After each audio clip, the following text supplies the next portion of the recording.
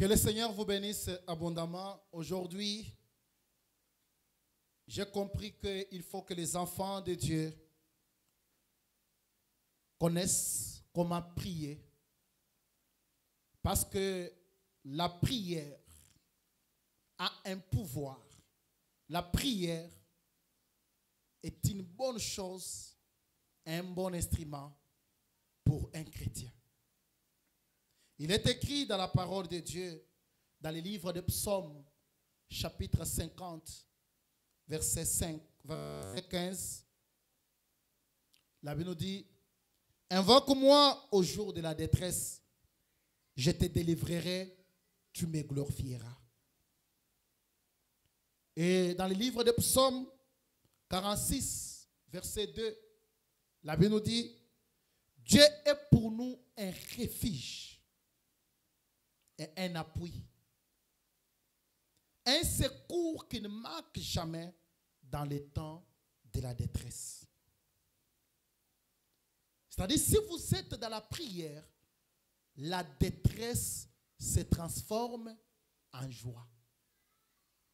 Et la prière nous donne la capacité de vaincre, la capacité d'accéder, la capacité d'arriver même là où nous ne sommes pas encore arrivés. C'est pourquoi j'ai défini la prière comme un moyen qui nous permet d'entrer en contact avec Dieu. Le dialogue entre moi et Dieu, entre l'homme et Dieu. La prière, c'est la parole exprimée. Parce qu'il n'y a jamais eu une prière faite qui ne peut pas être accompagnée de la parole de Dieu. Mes frères, j'étais ignorant comme toi, mais j'ai découvert un moyen très puissant, un moyen plus puissant que toutes les armes du monde réunies, plus puissant que tous les sages et tous les dirigeants et tous les riches du monde entier. Le moyen le plus puissant qu'une bombe atomique. Il a le pouvoir de transformer la douleur en plaisir, l'échec en succès, le chagrin en allégresse, la stérilité en fertilité, la maladie en santé de fer. Il permet à tous ceux qui recourent à lui de vaincre n'importe quel adversaire qui se présente devant. Il nous permet de maîtriser toutes les situations. Rien ne résiste à ces moyens. Je vais te le dire aujourd'hui. Parce que des millions de personnes, des millions d'humains, ils recourent à ces moyens. Et grâce à ces moyens, tu peux vivre une vie pleine de succès, une vie heureuse. Ce moyen n'est rien d'autre que la prière. Par elle, nous invitons le Dieu Tout-Puissant, le Créateur du ciel et de la terre. Par elle, nous changeons la forme de la terre. Par la prière, nous détruisons les liens, nous cassons les barrières et nous détruisons les forces des mondes des ténèbres. La prière est un canal qui nous amène dans l'excellence. C'est pourquoi la prière a ses principes. Et il y a beaucoup de gens qui ne maîtrisent pas les principes de la prière. Comment nous pouvons prier? Et comment nous pouvons être exaucés? Avant que je vous montre comment prier, je voulais vous montrer d'abord les principes avant de prier.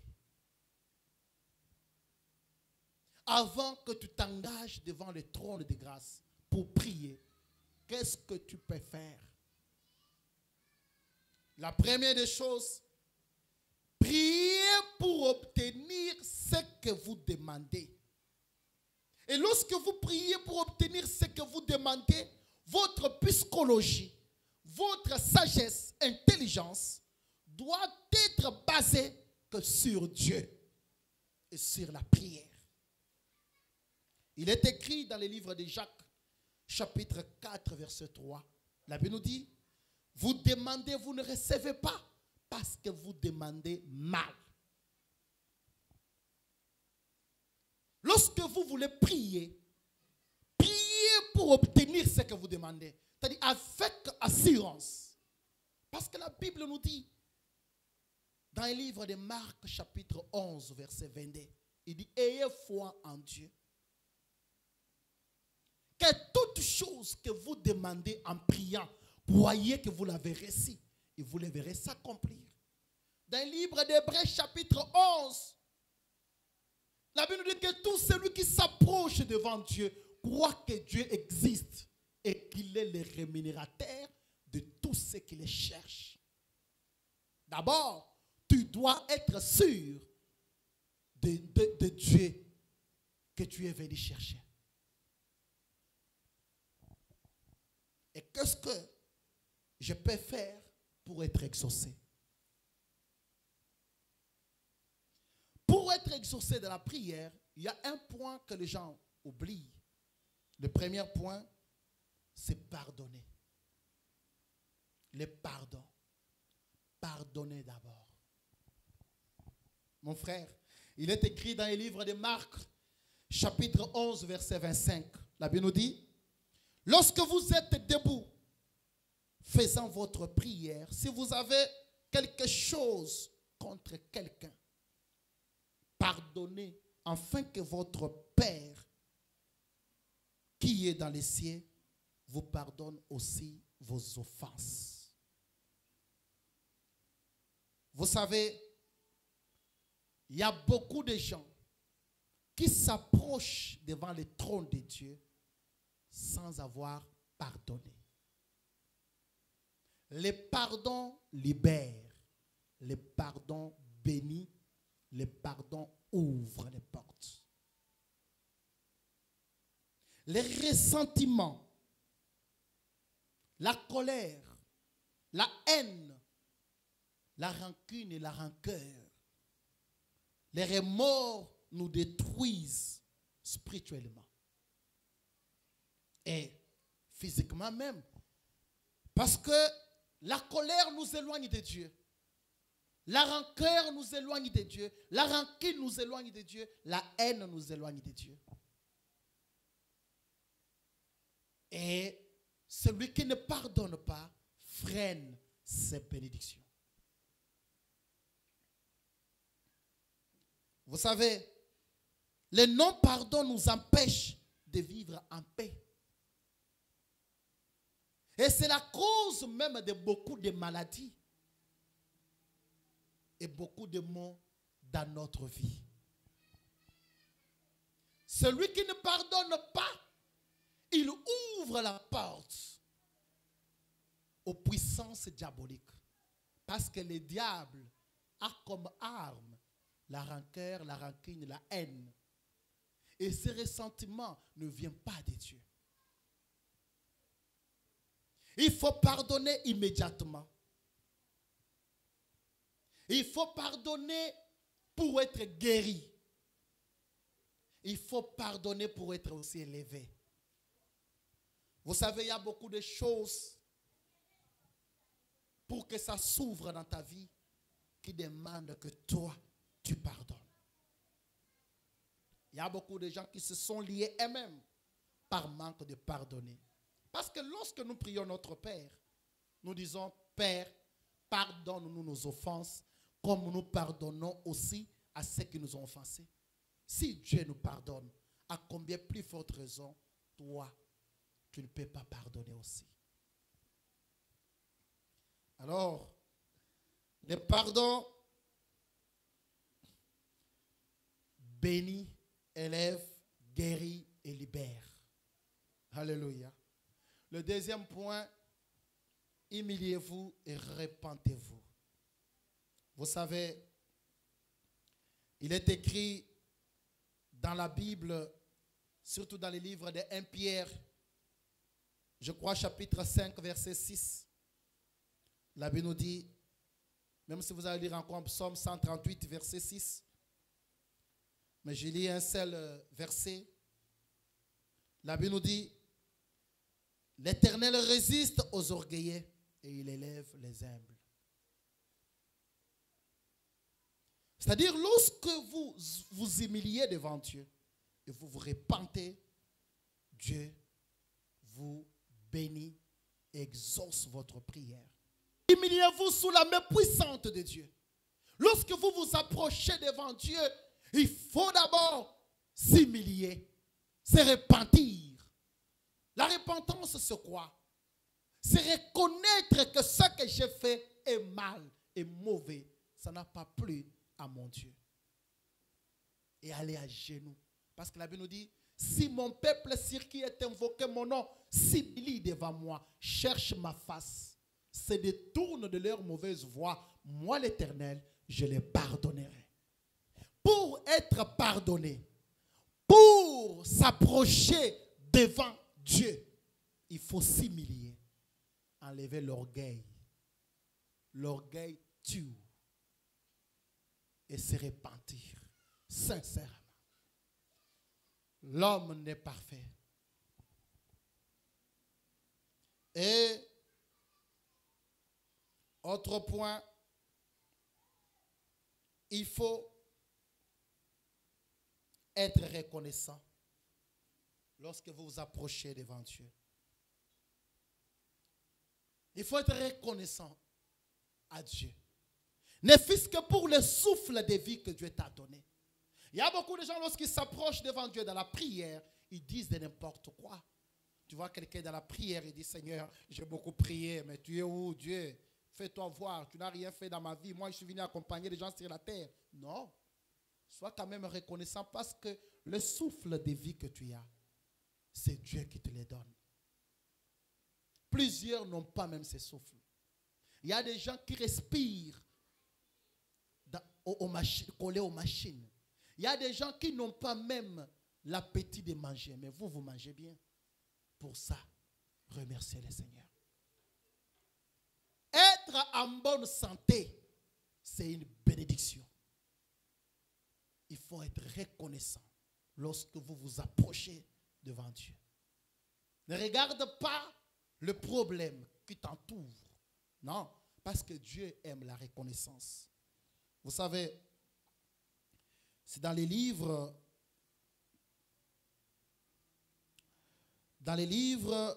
d'Éphésiens, chapitre 5, verset 20, 1 Thessaloniciens aussi 5, 18, la Bible nous dit, soyez donc reconnaissants parce que Dieu est en train de réaliser ses projets. Alléluia. C'est pourquoi vous lisez dans Jérémie, chapitre 29, verset 11, la Bible nous dit, le projet que moi, l'Éternel, j'ai formé pour vous, ce n'est pas un projet de malheur. C'est le projet de bonheur. Pour vous donner de l'assurance, de l'avenir et de l'espérance. Soyez reconnaissants parce que Dieu a de bons projets pour nous. Et quatrième point, soyez sincères.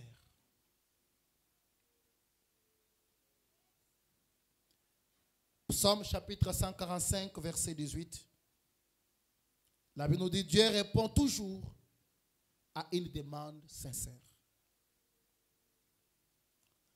La sincérité est une bonne chose, c'est-à-dire, lorsque vous vous approchez devant Dieu, vous vous repentez, vous dites à Dieu tout, sans cacher une chose. Quand vous vous approchez devant le Seigneur, exprimez votre sincérité, ce que vous désirez. Ne cherchez pas à faire de l'hypocrisie devant Dieu, car il est impossible de tromper Dieu. Être sincère, même si tu as volé, tu as tué, lorsque vous vous approchez devant Dieu, il faut dire la vérité. Le cinquième point, ne priez pas pour être entendu ou vu des hommes, mais priez pour être entendu de Dieu. C'est pourquoi si vous lisez dans Matthieu chapitre 6 verset 5, la Bible nous dit, lorsque vous priez, ne soyez pas comme des hypocrites qui aiment à prier debout dans les synagogues et au coin de rue pour être vus des hommes. Je vous l'ai dit en vérité, ils reçoivent leur récompense. Même quand vous gênez, ce n'est pas que tout le monde sache que vous êtes en gêne. Non. Il faut te montrer fort. Mais il y a des gens, lorsqu'ils sont en gêne, ils veulent montrer aux gens, non, je suis en gêne. Voilà, ils marchent là. Il dit, je suis en gêne. Non, non. Il faut cacher cela. Il ne faut pas montrer à tout le monde que vous êtes en gêne. Non. Parce que ta prière, tu n'as pas besoin que les gens te voient. Tu as besoin d'être vu devant Dieu et non devant les hommes. Alléluia.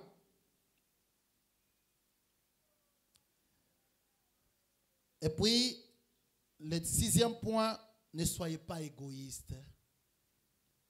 Jacques chapitre 4, verset 3, la Bible nous dit, vous demandez, vous ne recevez pas, parce que vous demandez mal dans le but de satisfaire vos passions.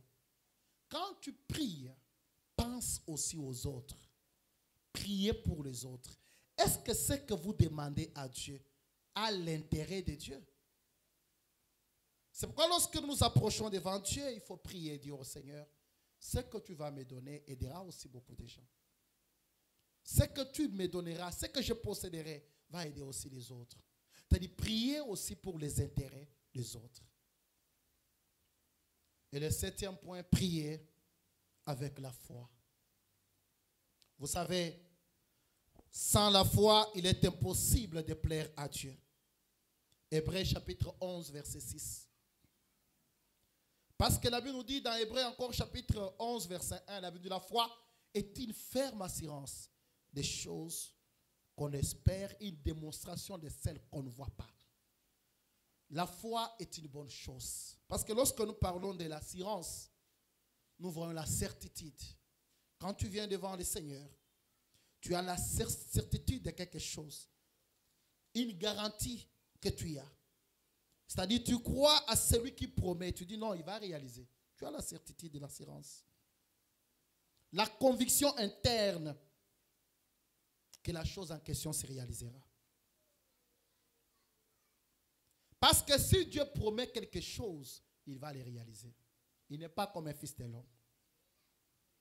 La foi aussi est une démonstration de choses qu'on ne voit pas. La démonstration, c'est-à-dire une opération mentale ou physique qui établit une vérité. C'est-à-dire que vous démontrez que la prière que je suis en train de faire, Dieu va me donner ce que j'ai demandé.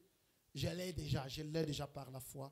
Comme je vous ai dit en Marc chapitre 11, verset 22. Ayez foi en Dieu. Après cela, le 8e point, priez au nom de Jésus-Christ. Vous savez, il y a beaucoup de gens qui ne sont pas exaucés dans la prière parce qu'ils ne prient pas au nom de Jésus-Christ. Il est écrit dans le livre de Jean chapitre 14, verset 13. La Bible nous dit, et tout ce que vous demanderez à mon nom, les noms là, c'est le nom de Jésus-Christ, et je les ferai, afin que le Père soit glorifié dans les Fils. Il y a beaucoup de prières qui ne sont pas exaucées parce que ces prières ne sont pas faites au nom de Jésus-Christ. Ne priez pas au nom d'une certaine femme ou d'un certain homme ou bien saint. Non. Priez au nom de Jésus-Christ. Alléluia. Et après, le 8e point, nous avons le 9e point, principe. Démontrez votre confiance en Dieu en vous déchargeant de vos problèmes. C'est-à-dire, il est écrit dans la parole de Dieu, 1 Pierre chapitre 5, verset 7, la Bible nous dit, déchargez-vous sur lui de tous vos soucis, car lui-même prendra soin de vous.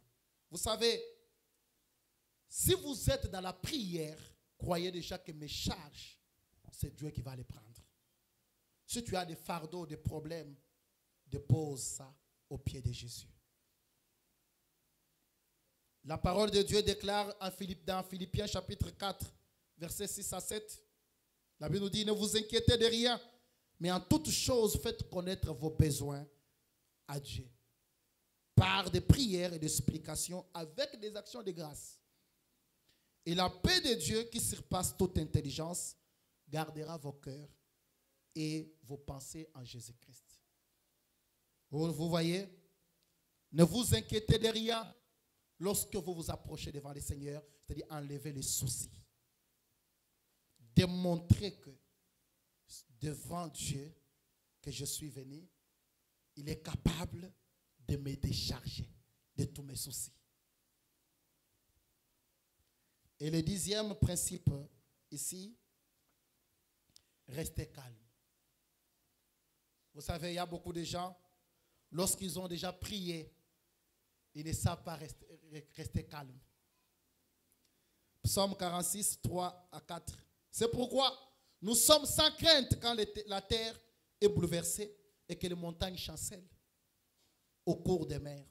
Quand les flots de la mer mugissent et écument, se soulèvent jusqu'à faire trembler les montagnes, nous sommes sans crainte. Alléluia.